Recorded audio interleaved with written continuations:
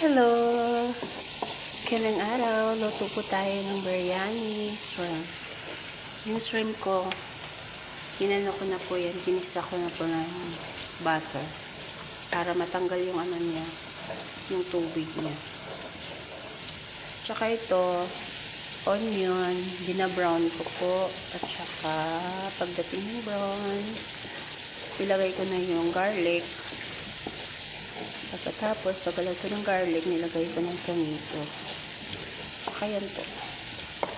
Gaganyan na po. Bago mo ilagay yung shrimp, gagawin mo muna siyang paste. Tapos, lagyan mo na siya ng lahat ng mga spices.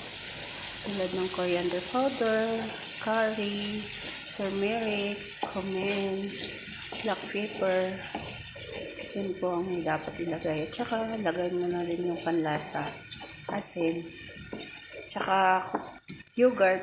Ako wala akong yogurt ngayon kaya liban po ang ginamit ko. Ayan po siya. Tapos yung rice ko, ready ko na din. Tsaka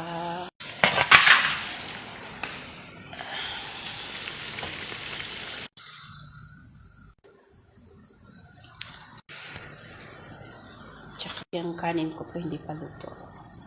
Hindi pa siya kumukulo.